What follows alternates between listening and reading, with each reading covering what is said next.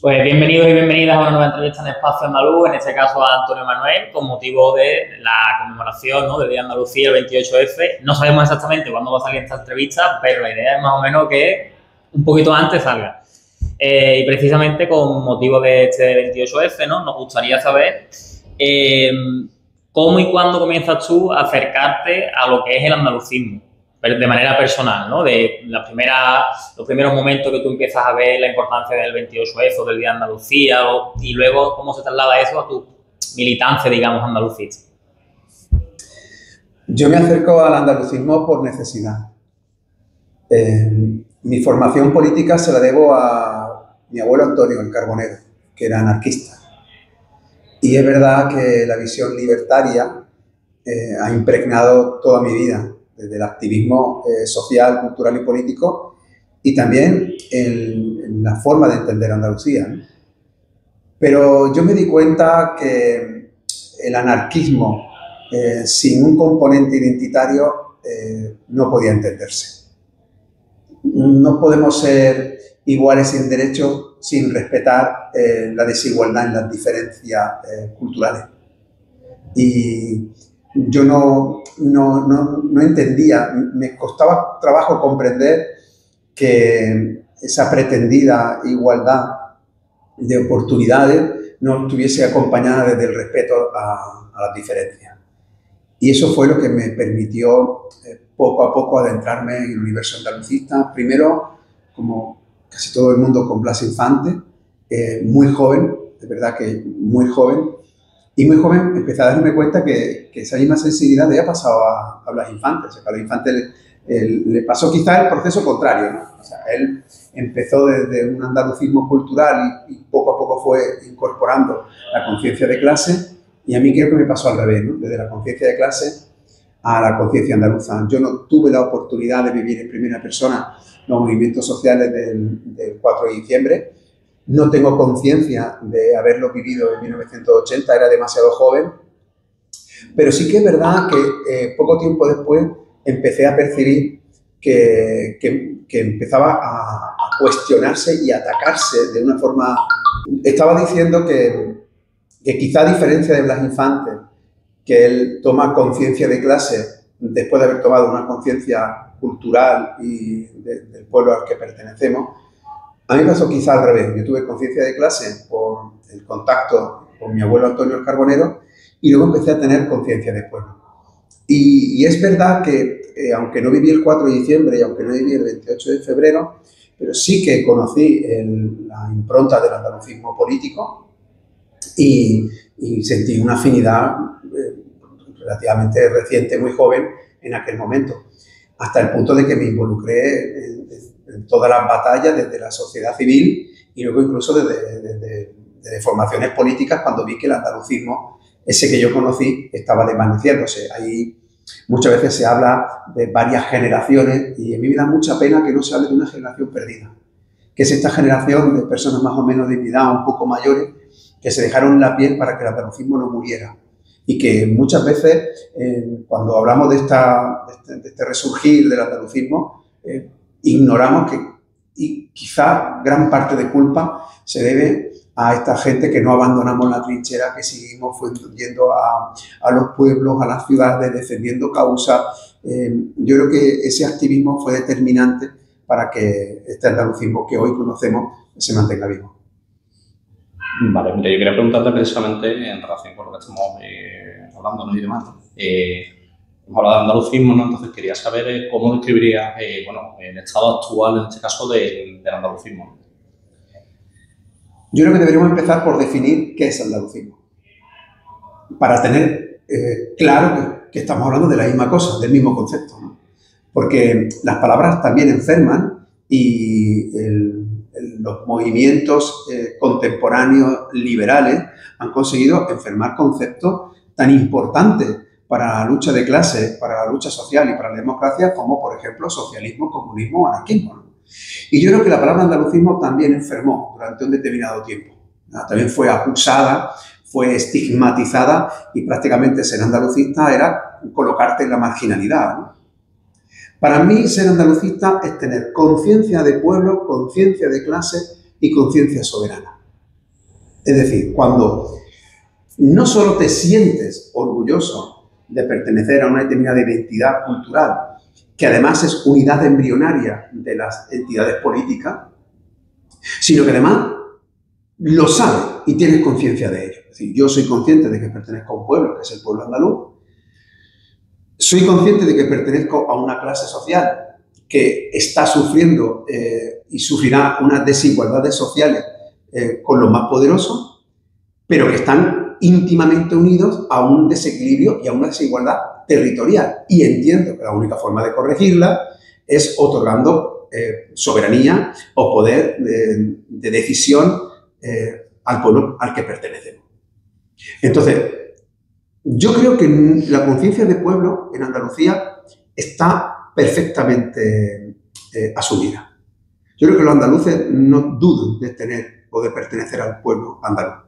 No. Y que muchos de ellos se sienten muy orgullosos. Desde luego, la conciencia de pueblo no está en riesgo a pesar del auge de la extrema derecha y de la derecha franquista. A pesar de todo eso, y sin minimizar el problema y sin banalizarlo, sin embargo, sí creo que hay una importante conciencia andaluza, ¿no? Lo que creo que se ha perdido es la conciencia de clase y la conciencia soberana. Eso es lo que creo que está en peligro. Eso es lo que creo que verdaderamente estamos padeciendo. O sea, si llamamos andalucismo simplemente a sentirte orgulloso de ser andaluz o de sentirte consciente de que perteneces a este pueblo, el andalucismo está en un perfecto estado de salud.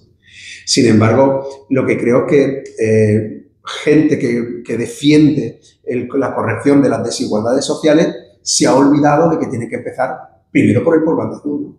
Yo muchas veces digo, como feminista, ¿no? Yo quiero que las mujeres tengan las mismas oportunidades para encontrar empleo y las mismas igualdades para percibir un salario que un hombre. Pero cuando eso ocurra en Andalucía, seguirán cobrando menos que en el resto del Estado y seguirán habiendo más desempleo que en el resto del Estado. Luego, si no incorpora el adjetivo andaluz al feminismo, no se van a corregir las desigualdades, ¿no? Y yo creo que tanto la izquierda como el andalucismo olvidaron la conciencia de clase y eso es uno de los problemas que estamos padeciendo. Y la otra, que también creo que hay una gran parte de la sociedad andaluza que se siente cómoda con la autonomía y con el ejercicio de la autonomía que estamos teniendo. Es decir, hay gente que no quiere más autonomía o ni siquiera pide que se desarrolle o que se ejecuten las competencias que tenemos reconocidas en el estatuto porque no las ganamos a pulso, ¿no?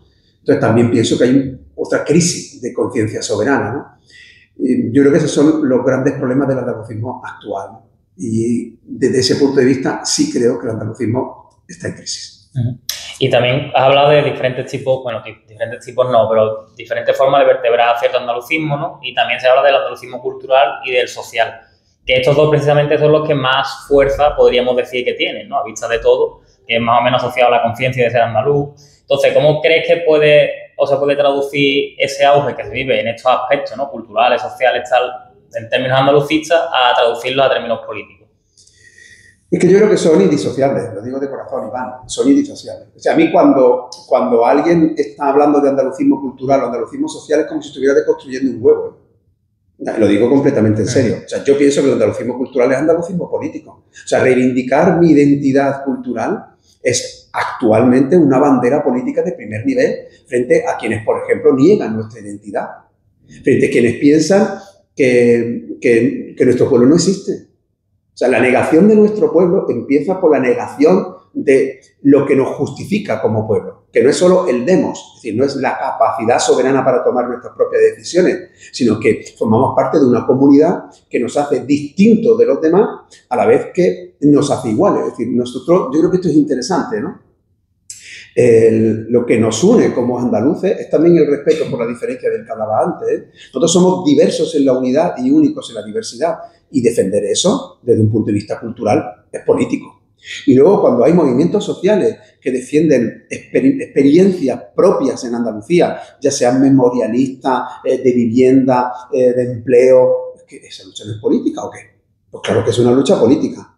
Yo creo que se confunde la lucha política con la lucha partidista. Yo creo que ese es el error. O sea, ¿cómo se traduce que el andalucismo cultural, que es político, y el andalucismo social, que es político, se convierta en una fuerza política propia? Eso yo creo que es diferente. Y yo creo que primero tenemos que asumir que no existe un monopolio en la gestión de las luchas culturales y sociales. Es decir, uno va a territorios con pueblos muy poderosos, con una conciencia de pueblo muy fuerte, oye, y hay luchas sociales que no son necesariamente identitarias, y luchas identitarias que no son necesariamente sociales con total normalidad, ¿eh? Y conviven partidos que son nacionalistas con partidos no nacionalistas, no tienen ningún tipo de problema, ¿no? Yo creo que asumirlo con normalidad también en Andalucía es importante. Yo creo que lo que nos está pasando ahora es que tenemos que hacer muchísima pedagogía para hacer ver a quienes luchan socialmente y a quienes luchan culturalmente que si tú no incorporas la conciencia soberana, es decir, que si tú no le dices, pues mira, a ti te iría mucho mejor si además reivindicases un poder propio para Andalucía. Porque de esa manera no tendrías que estar mendigando respeto por tu identidad cultural. Oye, mira, a ti te iría mucho mejor si tuviéramos un poder andaluz. Porque de esa manera no tendrías que ir mendigando oportunidades sociales en tus luchas. A nosotros nos iría mucho mejor un poder andaluz para no tener que ir a manifestarnos a Madrid para reivindicar los problemas que tenemos. Y seguramente si tuviéramos una voz propia en Madrid, a lo mejor no tendríamos que estar padeciendo esta situación de subalternidad económica, política e incluso cultural. Luego, para dejarlo claro, si tenemos claro que el andalucismo es conciencia de pueblo, conciencia de clase y conciencia soberana, la conciencia de pueblo es política, la conciencia de clase es política y la conciencia soberana es la que te hace ver que Andalucía necesita como pueblo y necesita como identidad cultural un poder propio que lo represente. Entonces, más bien lo que hay que intentar es que haya una estructura político-partidista que sea capaz de aglutinar las dos anteriores. Vale. Y en aras precisamente de esa construcción, de esa conciencia soberana y de esa, llamémosle, de esa herramienta, ¿no?, el político partidista, ¿cuál cree Antonio Manuel que serían los tres ejes que deberían vehiculizar ese movimiento, ¿no? Sí. Bueno, yo creo que el primero es el quitarnos ese velo que nos hace entender la realidad siempre a través de la mirada de un tercero, de un ajeno. Andalucía, cuando toma conciencia de pueblo políticamente en la contemporaneidad, lo hace por una ecuación muy sencilla, que todo el mundo entiende. En la década de los 70, con una inmigración terrible, con una pobreza descomunal, una situación de discriminación con respecto al resto de los pueblos del Estado durísima y perfectamente reconocible, dice, vamos a ver, si lo estoy pasando mal, es por culpa de la dictadura y es por culpa del centralismo. Lo que yo quiero es autonomía y quiero libertad. Así de sencillo, era muy fácil de resolver. ¿Qué es lo que está pasando ahora? Que no tenemos ojos que nos miren desde nosotros mismos. Entonces, estamos padeciendo una inmigración juvenil tan grave o más grave que la que se vivió durante el tardofranquismo. Los jóvenes de nuestros pueblos, que tienen unas estructuras culturales y sociales que no tienen otros territorios del Estado, es decir, es raro el pueblo andaluz que no tenga una casa de la cultura, una piscina pública, un teatro, un centro de salud. Otra cosa que funcione peor o mejor, pero que los tengan. Sin embargo, no tienen oportunidades en su pueblo y se tienen que ir. Gente formadísima, gente preparadísima. Hemos gastado nuestro dinero para que nuestro talento se exporte, pero no tenemos conciencia de que eso sea pueblo inmigrante.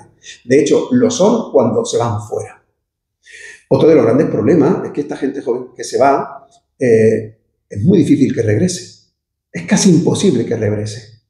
El salustiano de Carlos Cano, cuando se marchaba, lo hacía con la esperanza de regresar. Y de hecho, cuando lo canta Carlos Cano, dice que va a hacer acopio de dinero para poder luego venir y comprar un... Sin embargo, los jóvenes de ahora que viven fuera, por una parte, lo tienen relativamente fácil regresar cuando quieran para ver a sus padres y ver a sus abuelos.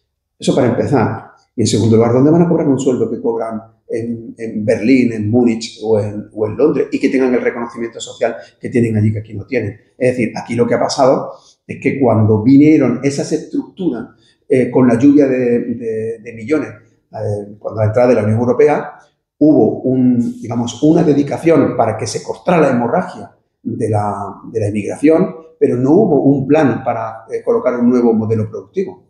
Así de sencillo, que pasó del que teníamos, que era muy diverso, porque lo era, o sea, porque había pueblos como el mío que tenían una azucarera, que tenían una algodonera, que tenían diversos modelos de cultivo, Y hemos pasado primero al ladrillo y ahora al turismo prácticamente en monocultivo, ¿no?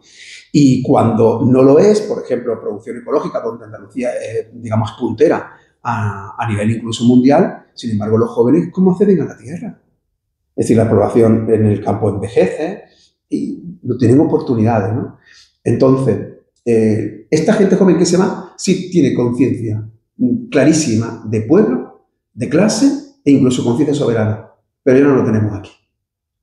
Entonces yo creo que una de las primeras recetas sería, decía Leonard Cohen, primero conquistaremos Manhattan y luego conquistaremos Berlín, ¿no? Por lo mejor la primera es conquistar Berlín y luego conquistar Andalucía, ¿eh? Y no lo estoy diciendo de broma. A mí me emociona muchísimo ver cómo gente joven en el siglo XXI se está organizando con las estructuras del siglo XXI como las casas de Andalucía, mutati mutandi, en la década de los 70 o los 60, ¿eh? Tú vas a Berlín y ahí te encuentras con los andaluces levantados y ellos tienen su peña flamenca, tienen su grupo de baile y tienen su carnaval, pero luego lo hacen desde un compromiso, desde una vanguardia que yo la he hecho en falta en mi pueblo, hoy aquí, ¿no? La he hecho en falta, ¿no? Así que no penséis que estoy diciendo nada menor, ¿eh? Si estamos hablando de casi 1 millón de jóvenes fuera, yo creo que el andalucismo debería pensarse seriamente en recuperar esa gente, porque gran parte de ellos son andalucistas convencidos, estén en Londres, en Berlín, en Roma o en Madrid. Y luego la segunda es empezar a hacer muchísima pedagogía para que nos demos cuenta de que no se están ejerciendo las competencias. Y al no ejercer las competencias, al no tener un poder soberano, es muy difícil que corrijamos nuestros problemas.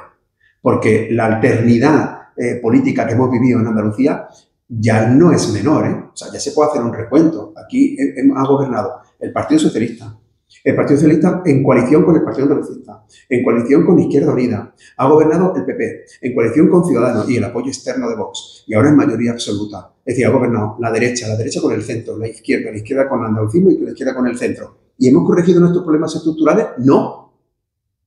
¿Por qué no se han corregido los problemas estructurales? Porque ninguna de esas formaciones han desarrollado las competencias que conseguimos en su momento con el Estatuto de Autonomía. Y ya no te digo pedir más, no, te digo simplemente desarrollar las que ya tenemos.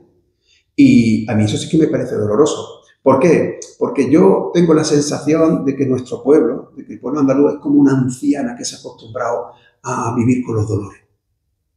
Es como mi madre, ¿no? Mi madre tiene artrosis. Y mi padre tiene Alzheimer. Y sin embargo, cuando le preguntas todas las noches más cómo está, dice, ¿cómo ya estás? Pues bien. No se queja. Y yo creo que este pueblo andaluz ha perdido la ilusión, ha perdido la esperanza. No se queja.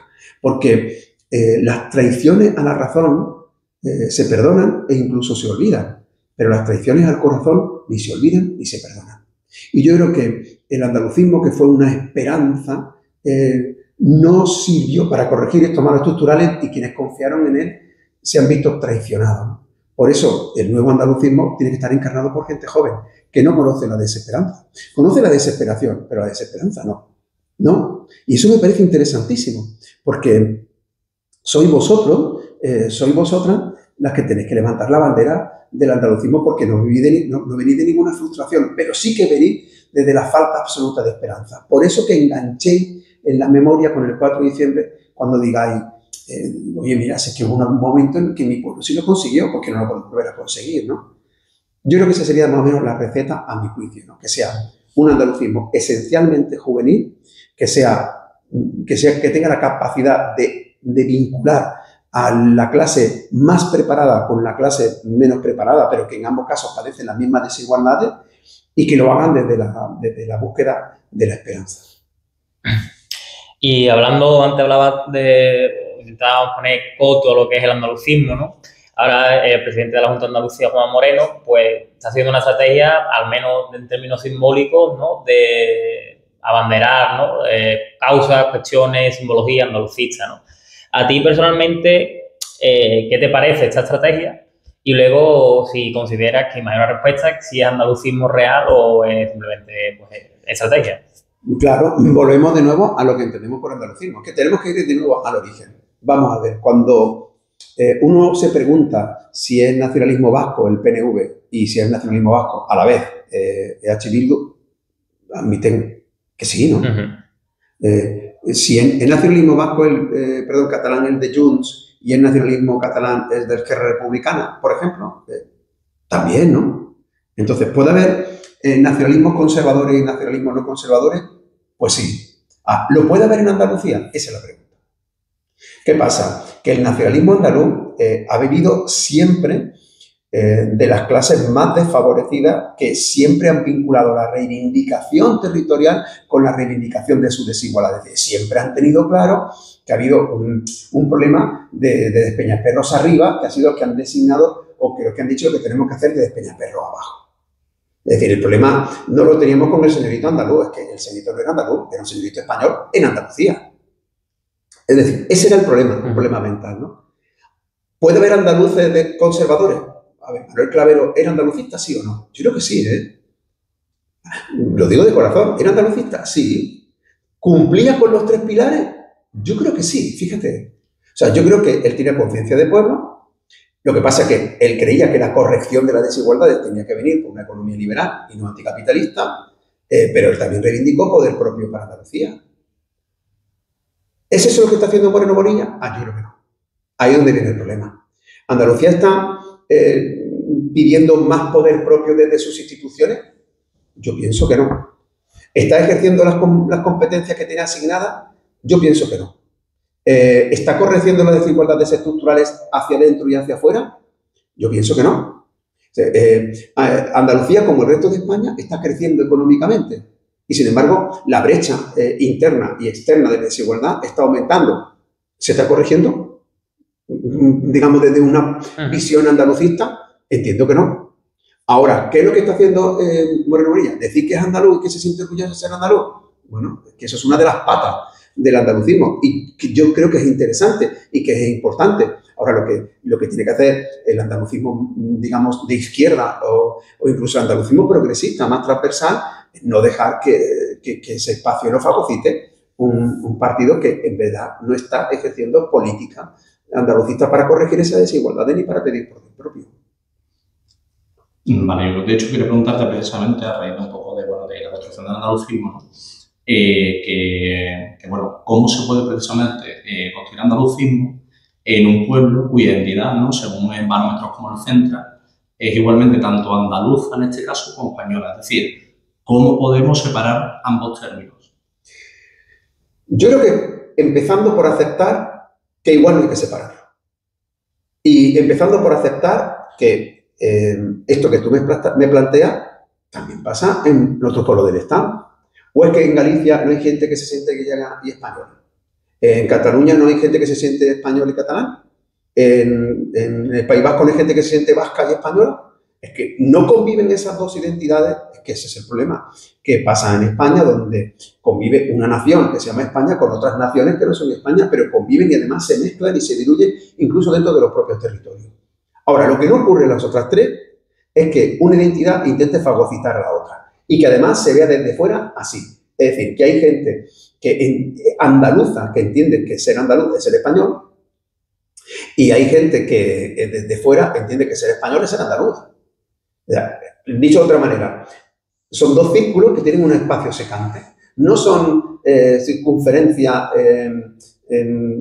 que se solapen. No. Es que se secan. Y yo creo que ese es el problema, el que tenemos que aprender a diferenciarlo. Evidentemente hay unos marcadores identitarios que son andaluces, que son netamente andaluces, que Andalucía pertenece al Estado español y que esos marcadores identitarios forman parte también de lo que puede entenderse como una identidad heterogénea española. Claro que sí. Si decimos que la Jota es aragonesa, pero también es española. Si decimos que las sevillanas son andaluzas, también decimos que son españolas. Claro, eso es desde una visión estatal española. A mí no me chirría, ¿eh? A mí no me chirría. Ahora, lo que sí me chirría es que un andaluz diga que una expresión andaluza, netamente andaluza, resulta que es española. Y que alguien me acuse diciendo que mi forma de hablar es la de un mal español y no la de un buen andaluz, ¿no? Claro, ahí es donde yo creo que es donde surgen los problemas. Entonces, ¿cómo construirlo?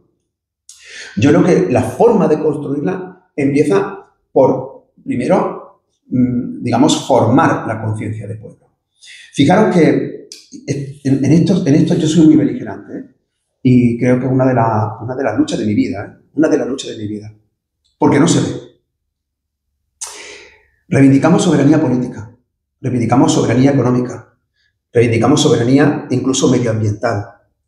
Pero cuando hablamos de soberanía cultural, se nos olvida que muchas de las construcciones culturales que hacemos nosotros las formamos a partir de lo que otros dicen de nosotros. Y así es muy difícil construir tu propia identidad cultural si al final estás tomando lo que otros dicen de ti.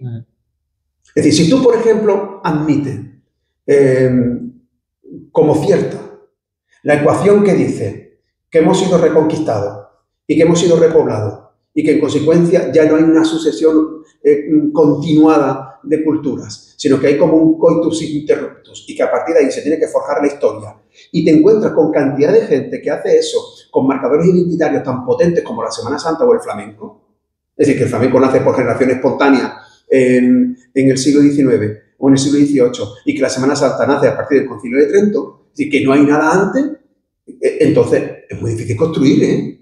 Si resulta que nuestra forma de hablar y nuestra propia lengua empieza a forjarse a partir de cambios climáticos que de repente aparecen a repobladores que no hablaban así, o sea, si tú acabas asumiendo las premisas que otros te dan, oye, entonces es muy difícil formar tu propia cultura. Entonces yo creo que uno de los problemas en esa diferenciación de las zonas secantes es tomar conciencia de que tienes que utilizar tus propias herramientas culturales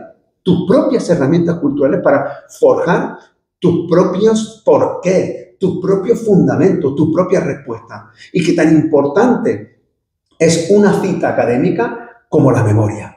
Aún más, si me das a elegir a mí, que soy académico, muchas veces prefiero la memoria que la cita académica. Porque se repita un error 1000 veces no se convierte en verdad. Y sin embargo, si tú tienes pruebas evidentes en la memoria de que, mira, el otro día, mira, os voy a contar una anécdota que me parece muy, muy reveladora. Mira, el otro día, hablando con una amiga de Priego, me dice, mira, te ha salido un lobino, como un chichón, ¿no? Y digo, ¿lobino? Sí, ¿y de dónde viene esa palabra? Si tú partes de la premisa de que esa palabra proviene del castellano, bueno, pues busca en la RAE y no la encuentras. Entonces, si tienes que explicarla a partir del castellano, pues igual te inventa que los lobos, que no sé qué, a saber lo que te inventan, ¿no? Sin embargo, fíjate que la N, la B y la N forman la raíz trilítera en árabe de leche. Y resulta que la man, leche, en árabe también significa golpe. Ahora entiendes por qué dice, me da una leche. Claro, porque dice, me da una leche. Oye, pues que resulta que leche, la raíz en árabe de leche, significa golpe, que deformada acaba siendo lobino como chichón. Bueno, eso se entendería si, repito, tenemos nuestra soberanía cultural y somos capaces de decir, es probable que el pueblo no olvidara determinadas expresiones y lo que hemos ido olvidando ha sido el porqué. Bueno, esa soberanía cultural me parece esencial, clave, determinante. Fíjate con qué anécdota tan sencilla te acabo de explicar de dónde viene que me he pegado una leche. Pero ahora te llega un andaluz y te dice que ha leído en un libro de otro que viene de leche de una anécdota de una mujer que iba con una cántara y que se golpeó. Y te acabas creyendo eso porque está en un libro académico que lo cita otro y lo cita otro. ¿De verdad? Yo creo que hay un momento en el que si no somos capaces de convertir nuestra memoria en una de las piezas claves identitarias en la formación de nuestra cultura y no somos capaces de dignificarla, es decir, que otra cosa no es la antropología, sino conseguir que la memoria forme parte de la academia y que sea tan respetada como una cita bibliográfica. Yo creo que eso es nuestra lucha, ¿eh? Esa es nuestra lucha y estoy convencido de que si la utilizáramos desde ya, nuestra conciencia como pueblo sería infinitamente más fuerte, porque entonces cuando digan que tú hablas mal, tendrías herramientas para decir, no, te voy a explicar por qué hablo bien. ¿Vale? O cuando te digan, no, es que tú no tienes una lengua, mira, perdona, te voy a explicar por qué tengo una lengua. Pero si permanentemente estamos utilizando recursos de otros que llegan hasta el punto disparatado de negar incluso el origen andaluz al flamenco. Pues imagínate. Hablando precisamente con esto que has terminado de flamenco, durante los últimos meses la presidenta de la Comunidad de Madrid, Isabel Díaz Ayuso, pues ha reivindicado un poco, ¿no?, que Madrid es la capital mundial del flamenco. Entonces, bueno, te queríamos preguntar qué te parecen estas declaraciones. Mira, no se puede ser universal sin ser de ninguna parte. Gabriel García Márquez se hizo universal escribiendo de Macondo. Paul Auster se hizo universal escribiendo de Brooklyn. Orhan Pamuk se hizo universal escribiendo de Estambul. Y los andaluces nos hemos hecho universales cantando flamenco. Ser universal no significa que no dejes de ser lo que eres. O dicho de otra manera, el flamenco puede no tener dueño, pero si tiene madre, no. Y la madre es Andalucía. Pero porque tiene una prueba irrefutable, y es que el flamenco se canta en andaluz. Así de sencillo. Fíjate que lo que acabo de decir es tan contundente porque permite confirmar que tenemos lengua y que además es la lengua en la que se canta nuestra expresión identitaria artística más potente junto con el carnaval. Digamos, en la lengua, en la música cantada, ¿no? Muy fuerte. Entonces, porque el flamenco es universal, ya puedes poner la capital en cualquier parte. Mira, eso es ridículo. Que haya determinados flamencos que se ascriban a esa tesis porque, en efecto, hay lobbies culturales que lo apoyen. ¿Qué le vamos a hacer? ¿Qué le vamos a hacer? Que cuando Antonio Rodríguez Almodóvar se empeña como académico de la lengua en que se resignifique y se dignifique el flamenco en el diccionario, si miráis las definiciones antiguas, muchas veces dicen cante gitano andaluz, baile gitano andaluz. Es decir, antes nadie cuestionaba una bolería andaluza, pero ¿cómo se va a cuestionar? ¿Que pueden existir jaleos extremeños? Pues claro que sí. ¿Y cantes de mina del Levante? Pues por supuesto que sí. Pero es porque el andaluz no es una lengua que termine en despeñaperros, ¿eh? El andaluz o la forma de hablar andaluz, pues es algo que trasciende y que va más allá de estas fronteras geográficas. Y algo le pasa al flamenco, ¿eh? Pero que un cantado flamenco de Valladolid va a decir, he perdido el sentido. Porque lo va a cantar en andaluz. Luego, eso es un disparate. Que nuestro presidente del gobierno andaluz no haya dicho nada, forma parte de esto que hablábamos antes, ¿no? De que si tú reivindicas un poder propio, es como consecuencia de que eres consciente de que tienes una cultura propia. Pero fíjate cómo este gobierno sí hizo la ley del flamenco. Entonces, la primera pregunta es, oye, ¿los demás qué hicieron durante 40 años que no ocuparon ese espacio, ¿no?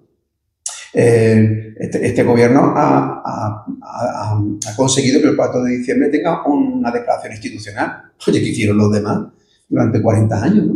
Oye, es que co-gobernó el PA con el PSOE. ¿Por qué no lo hicieron? ¿Por qué no lo hicieron? Luego, entonces, ese doble juego, ¿no? De yo no muerdo la mano que da de comer, yo no muerdo a los míos. Lo sigo haciendo como crítica política contra el adversario, exactamente igual que el PSOE lo hizo con el PP lo hace con el PSOE. Pero cuando toco la zona fronteriza donde tengo que ponerme así, no lo hago. ¿Pero por qué no lo hace? Porque tampoco hay un pueblo que le muerda. Esto lo tengo clarísimo, ¿eh?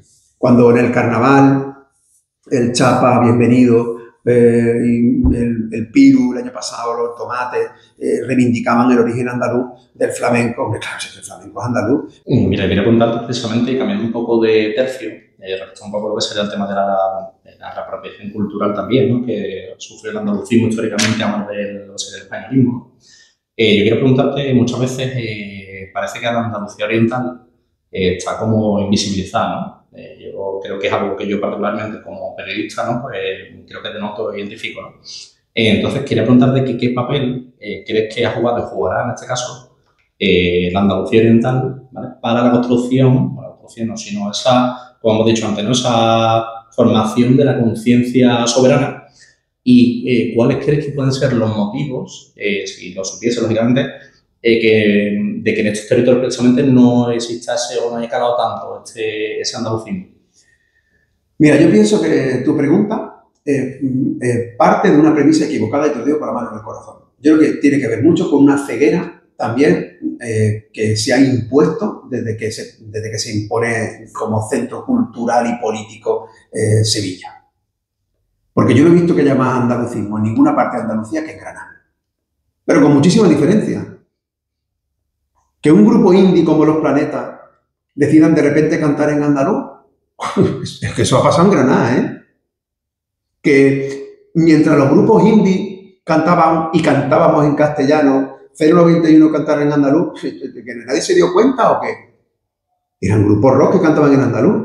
O es que no son andalucistas la plazuela cuando dice, que dice literalmente Viva Andalucía Libre. O cuando De la Fuente está cantando a Federico García Lorca. Pero sí que digamos, las expresiones culturales más andaluzas y andalucistas se están desarrollando fundamentalmente en Granada. Si son granadinas, yo creo que más bien en nuestra ceguera, ¿eh? Yo creo que en nuestra ceguera, aún más, cuando se ha vivido esta laguna o esta crisis identitaria, oye, tú echa mano de lo que estaba pasando culturalmente en Granada, ¿eh? Allí no en ningún momento abandonaron esa lucha. Una de las luchas más potentes identitarias que hay en Andalucía es la resistencia a la toma de Granada del 2 de enero, ¿no? Que eso que lo están haciendo, eso lo están haciendo andalucistas. Y es verdad que durante un tiempo hubo como una inversión generacional. Yo eso lo he vivido en primera persona, ¿eh? Yo me acuerdo de ir relativamente joven, más o menos con vuestra edad, a los actos contra la toma y ver cómo los que defendían la toma eran gente muy mayor. Y que los que defendían el no a la toma y pidiendo como Granada abierta Mariana Pineda era gente muy joven, ¿no? Luego he visto como la gente que defendía Mariana Pineda se iba envejeciendo. Y los que iban siendo cada vez más jóvenes era la ultraderecha que seguía apoyando la toma de Granada. Y ahora no sé si ha habido últimamente, pero hay de todo. O sea, hay gente joven y viejo en los dos lados, ¿no? Entonces, claro, ¿eso dónde pasa? Con todo mi respeto, ¿qué manifestación hubo en Sevilla cuando se decidió no celebrar el milenario de Sevilla? El pueblo se movilizó. Sin embargo, Granada celebró el milenario del Reino de Granada, ¿eh? Ojo, ¿eh? Se movilizó el pueblo de Jerez cuando decidieron celebrar la toma de Jerez. ¿En cuántos lugares de Andalucía no se están celebrando las tomas por los castellanos? Oye, que forman parte de nuestra historia, pero para celebrarla. Oye, la conmemoramos como se conmemoran muchos hechos históricos. Oye, pero que si conmemoramos la toma de Granada, déjame que conmemore el milenario del Collar de la Paloma. O sea, ¿por qué una parte de mi historia sí y otra parte de mi historia no? Oye, pero que donde está en combate es precisamente en Andalucía Oriental, ¿eh? Así que, ojo, yo creo que un respeto importante para el andalucismo de Granada, de Almería, esa resistencia es descomunal porque son y se sienten andaluces. Y además, fíjate que pienso, lo digo con la mano en el corazón, que quizás sean los más beligerantes con eso, ¿no? Que quizás sean los más beligerantes. A lo mejor tenemos que aprender de ello, ¿eh? ¿Y cuándo crees precisamente que empieza el pueblo andaluz a tomar conciencia de sí mismo? Que yo creo que el pueblo andaluz ha tomado conciencia de sí mismo desde hace muchísimo tiempo, ¿eh? A ver, yo no voy a entrar en presentismo histórico y decir que había conciencia histórica en la Hispania bizantina, que por cierto lo llamábamos Hispanis, o cuando llega al Andalus y se convierte en un emirato independiente y luego en un califato, donde por cierto también se reconocían como reyes de Hispania, ¿eh? O cuando Alfonso X se reconoce como rey de Andalucía. Yo no voy a hablar que en aquel momento hay conciencia andaluza, pero permíteme que sí te diga que cuando se produce la Revolución Septembrina de 1869, casualmente en un 4 de diciembre, quienes se levantan entonces lo hacen para reivindicar que existen unos problemas estructurales sociales derivados de problemas estructurales del territorio. Y piden las dos cosas. El Pacto Federal Andaluz, que se produce precisamente en Córdoba y luego en Despeñaperro, la Declaración Federal en Despeñaperro, oye, eso es porque estás pidiendo que la corrección de la discriminación social esté aparejada de la discriminación territorial, y eso es porque tienes clarísimamente una conciencia andaluza, ¿no? O sea, si haces una constitución en Antequera en 1883 es porque tienes una conciencia andaluza, si no, no la harías, ¿no? Y otra cosa es quizá que nuestra conciencia es como un guadiana, ¿no? Que va y que viene, que va y que viene. La pregunta es ¿cuándo crees que puede despertar? Y yo creo que despierta cuando verdaderamente la necesitamos para respirar. Porque yo creo que este pueblo, el andaluz, es un pueblo viejo, es un pueblo anciano. Y los pueblos ancianos, los pueblos viejos, caminan lentamente. ¿Tú te imaginas a un pueblo que tiene una losa en la espalda de 4.000 años? ¿Cómo camina? Camina despacio, ¿no? Como pueblo sabio, es conocedor que la vida es efímera. Sabes que nos vamos a morir muy brevemente. Y entonces la vive y la disfruta con una pasión. Pero eso es propio de un pueblo sabio, no de un pueblo indolente o indiferente. También es propio de un pueblo sabio que el umbral del dolor sea tan alto. ¿O acaso mi madre es una analfabeta porque aguante tanto? Yo creo que no. Yo creo que es un pueblo que tiene una enorme memoria y que sabe que cuando se ha levantado, la represión ha sido descomunal. Estamos en Córdoba, en un pueblo que tiene más de 4.000 personas en las cunetas y en las fosas comunes. Lo mismo ocurre en Sevilla. Eso se transmite de generación en generación. O sea, ese dolor se transmite. Pero también hay un momento en el que este pueblo se levanta, y es cuando le toca la dignidad. Cuando le toca la dignidad. Por eso los gobernantes andaluces se cuidan muy mucho de sentirse orgullosos de ser andaluces. O sea, no cruzan la frontera. Porque saben que cruzar la frontera es cruzar la frontera de la dignidad. Y entonces, en ese momento sí que el pueblo andaluz se levantaría. Es decir, si este pueblo le niega la dignidad de ser andaluz, este pueblo se levantará. Los gobernantes no lo hacen. Se cuidan de hacerlo. Entonces, yo creo que la pregunta más bien no es ¿desde cuándo tenemos conciencia? Porque yo creo que la hemos tenido siempre. De verdad que creo que la hemos tenido siempre. Hemos tenido conciencia de ser distintos. Desde que Columela llevaba a los peces de forma diferente o desde que Adriano hablaba andaluz en el Senado romano. Nosotros hemos sido distintos. Nos hemos llamado béticos, bizantinos, da igual el nombre que le ponga. ¿Existía Andalucía entonces? Evidentemente no era Andalucía de ahora. Pero yo, por ejemplo, me permití, voy a explicar un ejemplo muy chulo. Cuando voy a dar conferencias a los chicos de los colegios, ¿no? Siempre le hago una pregunta. Y les digo, me voy a uno de la primera fila y le digo, mira, voy a preguntar a los demás qué es Europa, qué es España y qué es Andalucía. Y me van a decir que Europa es un continente, que España es un país y que Andalucía es una comunidad autónoma. Cuando lo pregunto, todos responden eso. Y yo digo, vaya, mira, Europa es un continente, ¿no? Entonces, claro, le pregunto por qué Israel canta en Eurovisión, por qué juega en las Copas de Europa, que si Ceuta y Melilla están en Europa, sí o no, que lo decidan, porque si es un continente, pues tendrán que decidir si está o no está. Cuando digo que España es un país, le digo que es como el País Vasco, ¿no? Estoy tirando los pelos. ¿Cómo? No, pero como que no, si se llama País Vasco será porque es un país, ¿no? A lo mejor es que es un estado, ¿no? Pero cuando le pregunto si Andalucía es una comunidad autónoma, les digo, ¿Federico García Lorca era andaluz? Y me dicen, sí, digo, pues todavía las comunidades autónomas no existían, ¿eh? ¿No? O sea, era andaluz solo desde que aprobamos el estatuto en el 81. Hasta que somos comunidad autónoma, antes no hemos sido andaluces. Yo creo sinceramente que no es la pregunta correcta. La pregunta correcta es ¿cuándo vamos a ser capaces de reactivar las tres conciencias? Que tenemos conciencia de pueblo, lo sabemos. Por eso los gobernantes se cuidan muy mucho de atacarla. ¿Que tenemos conciencia de clase? Pues mira, está desapareciendo a una velocidad de vértigo. ¿Por qué? Porque la gente que debe un móvil, que debe la casa, que debe el coche o que ni siquiera tiene acceso a ninguna de estas cosas, se cree clase media. Porque la gente de derecha ha conseguido hacerte creer que por serlo te puedes hacer rico. Tú fíjate. Y porque la izquierda ha fracasado estrepitosamente en que los ricos piensen para los pobres. Sin embargo, la derecha ha triunfado consiguiendo que los pobres piensen como ricos. Entonces, lo que habrá que recuperar es la conciencia de clase y lo que hay que recuperar es la conciencia soberana. Eso sí, eso es lo que hay que luchar por recuperar. Pero está ahí, está latente, ¿eh?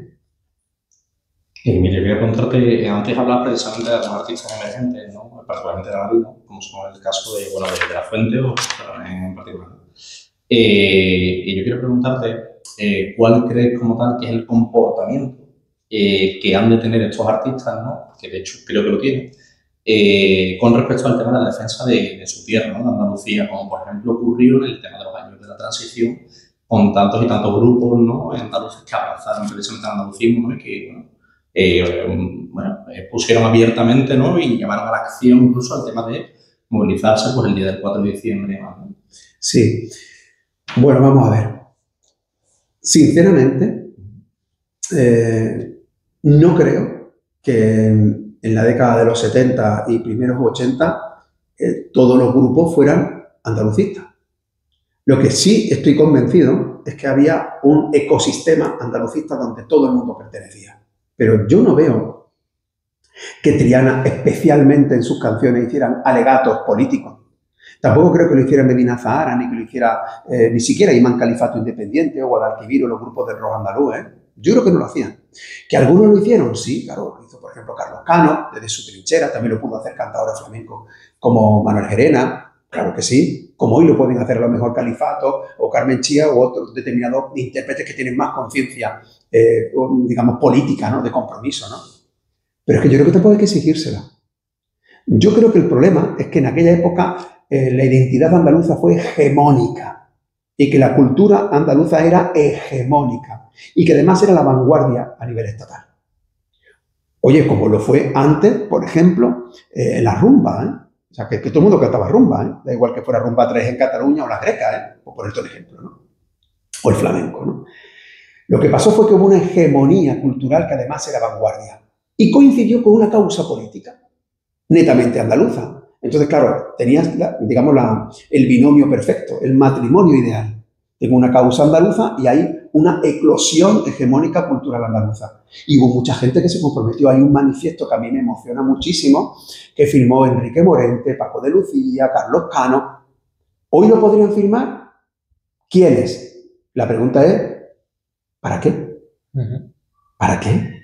¿Hay alguna causa tan descomunal, tan potente como, oye, queremos autonomía en la construcción de un Estado? O sea, imaginaros por un momento que hubiese una oportunidad real de reconfiguración del Estado español. Imaginaros por un momento que eso pasara. Pero estoy hablando completamente en serio. Imaginad por un momento que nuestro Estado se plantease de una maldita vez ser, por ejemplo, federal. ¿Vosotros pensáis que Andalucía se mantendría al margen? Estoy convencido que no. Ahora, imaginaros que eso coincide ahora y que tenemos a esta eclosión de creadores cordobeses, sevillanos, malagueños, granadinos, que son vanguardia en el Estado español. ¿Pensáis que no silvanarían? ¿De verdad que no? Yo pienso que sí. Yo pienso que silvanarían. Ahora, ¿eso significa que le tienes que exigir que todo lo que cante Rocío Márquez, María José Yergo, Apalo, Los Planetas, Lagartija Nick, tengan que tener un compromiso político? ¿Lo tenían en los 70? Es que no es verdad, Oye, no es cierto. Es que no es verdad. Ahora, que las hay, sí. Y que hay muchísima gente comprometida, sí. Y que hay muchísimos creadores en teatro. Por ejemplo, ahora va a salir una obra que se llama Nonina, que es una maravilla, de Zaira Montalvo, de Pamela Valenciano, de una gente fantástica. Se está haciendo ahora en Cataluña otra que se llama Trampantojo, que es descomunal. Yo creo que hay muchísima gente muy implicada en el teatro, en la música, en las artes, ¿no? Lo que creo que falta es una causa que los aglutine. Porque normalmente los partidos parten, pero las causas unen. Y lo que nos falta es una causa que nos una. Esa es la lucha en la que tenemos que estar. Y ya para terminar, aprovechando también que en la conversación hemos hablado un poco de memoria, ¿no? También en términos con las fosas comunes, en fin. Y aprovechando también que ahora has sacado un libro nuevo, ¿no? Tu nombre mío. Sí. Te queremos preguntar, y aprovechando también que se me olvidaba el aniversario o la conmemoración también de la desbandada, del trágico suceso, que hasta qué punto dirías que es importante mantener vivo el recuerdo y la conciencia de los acontecimientos de la historia para trasladarlos al presente del pueblo andaluz en este caso, ¿no? Mira, la memoria, si no está viva, no es memoria. La memoria es un ejercicio permanente. La memoria democrática, la memoria andaluza, la memoria de resistencia, o se ejercita o no es memoria, se convierte en un recuerdo, en un fósil. Es verdad que se conmemoraba hace poco la desbandada. Yo estuve en la UIA, en Alcalá del Valle, y claro, es muy emocionante ver cómo se está ejerciendo la memoria. Pero también es muy doloroso ver que la mayoría de la gente es muy mayor. Claro, ahí lo que falta es gente joven. Gente joven que, reitero, no tiene por qué estar anclada permanentemente en el pasado, ni tiene que tener los ojos en la espalda. Yo estoy ya harto, que no lo puedo soportar, a quienes cuando hablamos de memoria democrática nos dicen que hablamos de pasado y sin embargo cuando hablan de reconquista y de toma de Granada, no. Oye, pues mira, vamos a decidir cuándo vamos a poner digamos, la aguja del compás para decir cuál es el pasado, ¿no? No, es que lo que tenemos que recordar es otra cosa diferente. Es que si no se ejercita la memoria democrática, perdemos la memoria y la democracia. Esa es la clave. Y eso sí que tenemos que implicar a la gente joven. Y claro, para eso hace falta todas las armas, pero tiene que ser gente que al final se sienta representado por lo que se está haciendo, ¿no? O sea, cuando yo, por ejemplo, escucho en el carnaval, ¿no? Coplas, pasodobles, que apelan directamente a esta memoria, yo me emociono mucho porque creo que puede llegar a gente joven. Pero es que reivindicar, por ejemplo, la condena a Israel por el genocidio en Palestina, eso es memoria democrática, ¿eh? Eso es memoria democrática. Pero si no lo hacemos, estamos olvidando y además enterrándonos a nosotros mismos, ¿no? Entonces yo creo que sí, que es fundamental. Yo pertenezco al Consejo Asesor de la Cátedra de Memoria Democrática de la UCO, es otra más de mi batalla, el estar reivindicando el legado de Blas Infante, que acaso no es eso memoria democrática, pero mi obsesión es que esto hay que pintarlo de colores. Esto tiene que ser joven, esto tiene que ser moderno. Esto no puede ser permanentemente un lloro, un dolor, hay que ver, qué pena. Esto, pues, por supuesto, ¿cómo no lo va a ser?